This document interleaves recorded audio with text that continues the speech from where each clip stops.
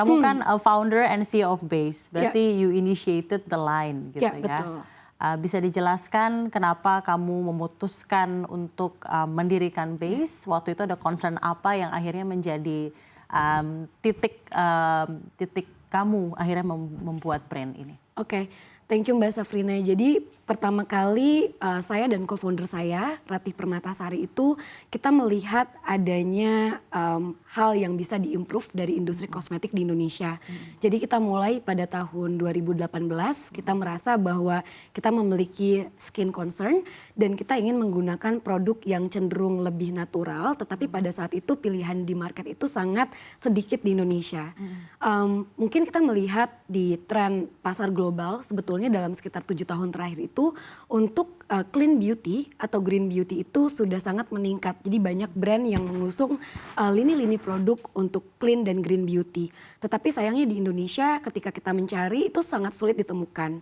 Dan pada saat itu tahun 2018 tentunya belum ada ya platform e-commerce yang marak seperti sekarang dan juga sangat sedikit sebetulnya local beauty brands yang berbicara terhadap konsumen yang lebih muda. Jadi saya termasuk millennials dan juga saya merasa banyak sekali dari banyak produk lokal itu mengatakan untuk untuk standar kecantikan itu lebih mengarah kepada fairer skin. Terus kayak idealnya adalah having rambut yang panjang dan juga hitam. Dan saya merasa sebagai konsumen muda di Indonesia, mereka tidak berbicara kepada saya gitu. Saya memiliki kulit yang fair, tapi saya tidak ingin menjadi lebih fairer.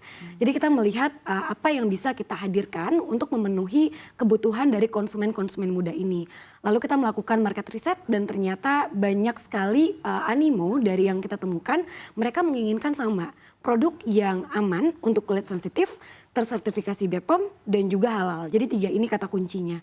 Dari situ lahirlah Base. Oke, berarti berdiri sejak tahun 2019, tetapi kita itu baru mengirimkan produk Base ke konsumen 2020 awal di Januari 2 bulan sebelum pandemi.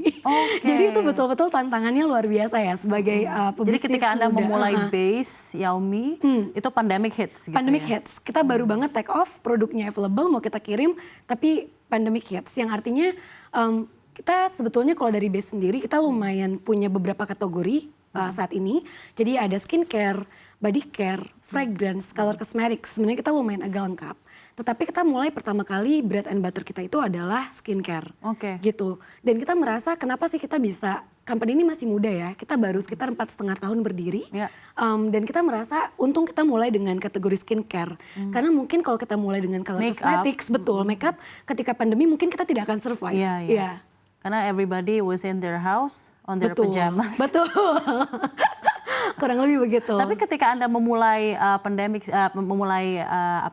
Base dan pandemic hits kan around March, right? Betul. Nah, dalam hal itu apakah ketika memulai bulan-bulan pertama atau tahun pertama di Base ini itu tercermin kepada sales Anda dengan adanya pandemi ini? Atau justru dengan adanya skincare yang Anda keluarkan dan mungkin bentuk sales channel yang baik online dan lain-lainnya itu ternyata malah pandemik itu bisa membawa berkah untuk Jadi Anda? yang menarik, we are so proud, jadi kami sangat bangga. Base itu adalah company local beauty yang vegan, pioneer, termasuk diantaranya bukan hanya kosmetik, tapi memang kita vegan beauty brand.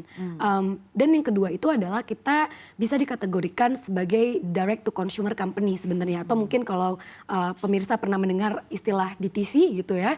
Karena kita menjual waktu itu pertama kali tidak melalui perantara.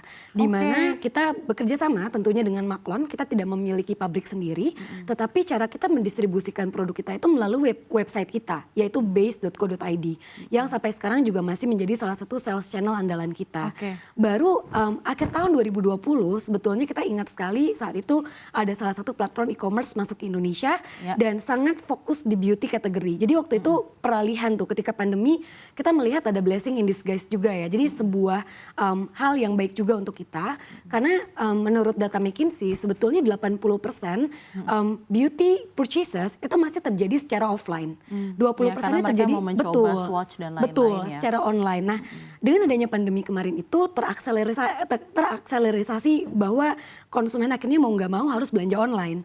Makanya ketika platform e-commerce ini masuk ke Indonesia, kita mulai melihat ada potensi juga untuk kita mengembangkan sales channel kita ke sana. Oke. Kurang lebih begitu.